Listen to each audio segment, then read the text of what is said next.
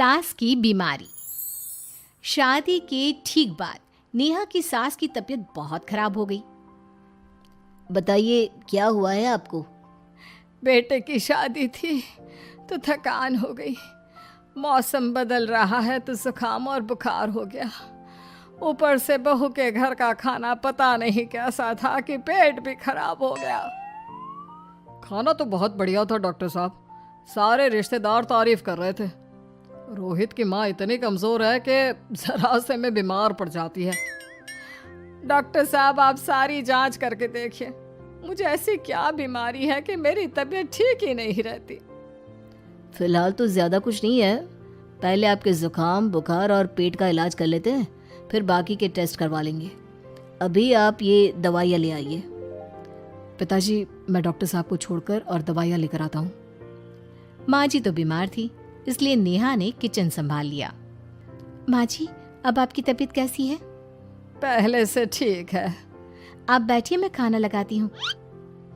तेरे बाबूजी और रोहित ने खाना खा लिया? रोहित तो टिफिन लेकर ऑफिस गए हैं माँ, और बाबूजी ने खाना खा लिया है। आप शुरू कीजिए। यह क्या, खाने में इतना तेल इतने मसाले? अरे अभी अभी तो तबीयत ठीक हुई है मेरी, तुम क्या मुझे वापस बीमार करना चाहती हो? नहीं माँ जी, ऐसा नहीं है। क्या हुआ? देखो ये बहू ने कैसा खाना बनाया है। खाना तो बहुत ही स्वादिष्ट था। अरे मैं ये खाना खाऊंगी तो बीमार हो जाऊंगी ना। ओह हाँ, बहू को अभी पता नहीं ना तुम्हारे बारे में, रोहित समझा देगा उसे। देख बहू, अच्छे से समझ लेना कि इस घर में कैसा खाना बनता है।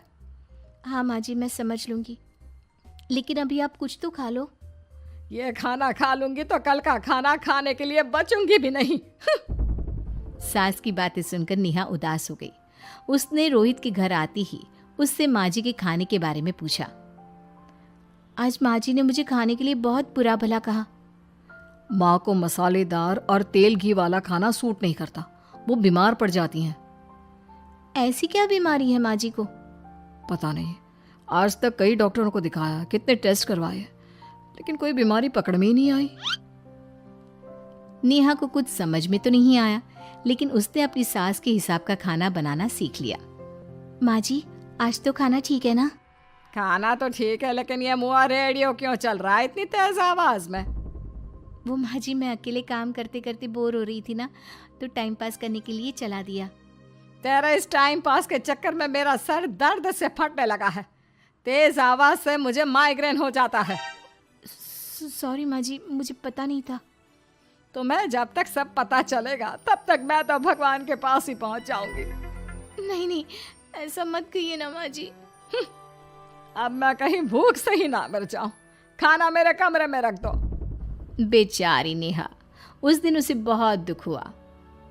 नेहा तुम रो क्यों रही हो?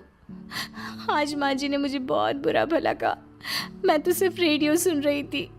ओहो, तुम माँ की बातों का बुरा मत मानो, उन्हें तेज आवाज से सर दर्द होने लगता है, दर्द की वजह से बोल दिया होगा कुछ। लेकिन मुझे तो ये सब पता ही नहीं था ना, इसलिए बाबूजी ने मुझे पहले ही फोन करके सब कुछ बता दिया, और मैं तुम्हारे लिए ये हेडफोन लाया हूँ।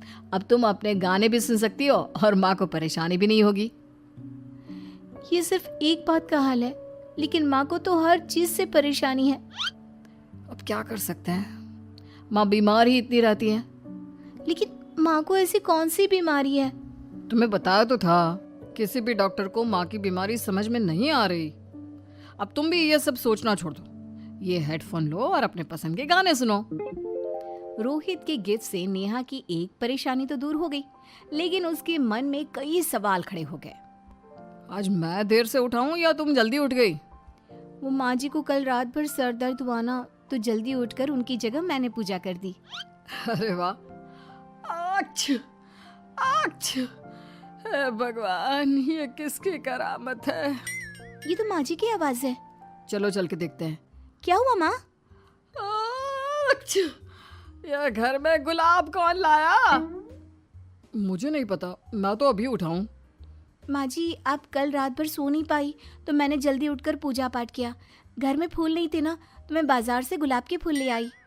नेहा, माँ को गुलाब के फूल की एलर्जी है। अब मुझे ये कैसे पता होगा? अच्छा, तुझे कुछ पता नहीं तो तू वही काम क्यों करती है जिससे मेरी तबीयत खराब हो जाए? रोहित के बाबूजी, ये बहू मेरी जान लेना चाहती है। माँ जी, मुझे ऐसा करके क्या मिलेगा? वो तो तुझे ही पता, लेकिन कुछ तो है। रोहित की माँ, बस करो। बेचारी बहू को कुछ पता ही नहीं है, बस इसलिए उससे गलती हो जाती है। जाओ तुम कमरे में। बहू, तुम रोहित की माँ का बुरा मत मानो। वो अपनी बीमारियों से इतनी परेशान है कि उल्टा सीधा बोल देती है। नहीं बाबूजी, मुझे बुरा नहीं लग रहा, मुझे चिंता हो रही है माँ जी की बीमारी की। ये बताइए कि माँ जी को ऐसी प्रॉब्लम्स कब से होने लगी? शादी के 6-7 महीने बाद से। बाबूजी, तब घर का माहौल कैसा था? अरे भरा पूरा परिवार था। मेरे बाबूजी, माँ, काका, काकी, मेरे दोनों बड़े भाई, दोनों भाभियाँ, दोनों के 2-2 बच्चे हैं, एक छोटा भाई और एक बहन। सब साथ रहते थे। इतना बड़ा परिवार? हाँ, मैं जब 10 साल का हुआ ना, तब पापा का ट्रांसफर यहाँ हुआ। उसके पहले तक तो हमारी जॉइंट फैमिली ही थी। और माँ जी किस चीज से बीमार पड़ जाती हैं? जब तेज गर्मी हो, ठंड हो या ज्यादा बरसात हो जाए। जब माँ ज्यादा थक जाए, जैसे दिवाली पर घर की सफाई या कोई फंक्शन हो, या ज्यादा मेहमानों के आने से घर का काम बढ़ जाए। तेज म्यूजिक, तेज लाइट या ऐसे कोई तेज स्मेल आ जाए। तो माँ जी की ये बीमारी ठीक हो सकती है। कैसे? सब पता चल जाएगा।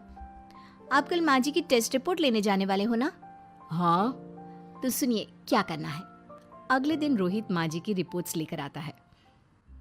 माँ, बाबूजी, नेहा। अरे क्या हो गया रोहित? माँ जी की रिपोर्ट आ गई है। कुछ सीरियस है क्या? जिसका डर था वही हुआ। अरे गोल गोल बातें मत कर, सीधी तरफ बता बेटा, क्या हुआ है मुझे? माँ, आपकी किडनी, लिवर सब फेल हो गया है। आपका दिल भी कमजोर हो गया है। डॉक्टर ने कहा है कि आपके पास सिर्फ 1 महीना बचा है। ये क्या बक रहा है? ऐसा हो ही नहीं सकता। मुझे लग ही नहीं रहा कि मैं इतनी बीमार हूँ। लेकिन माँ जी, रिपोर्ट झूठी तो नहीं हो सकती ना? हाँ, माँ को 20 साल की उम्र से बीमारी लग गई थी, लेकिन कोई डॉक्टर पकड़ नहीं पाया और अब ये बीमारियां बहुत ज्यादा बढ़ गई हैं। हाँ रोहित की माँ, तुम्हें याद है शादी के 6 महीने बाद से तुम बीमार रहने लगी थी।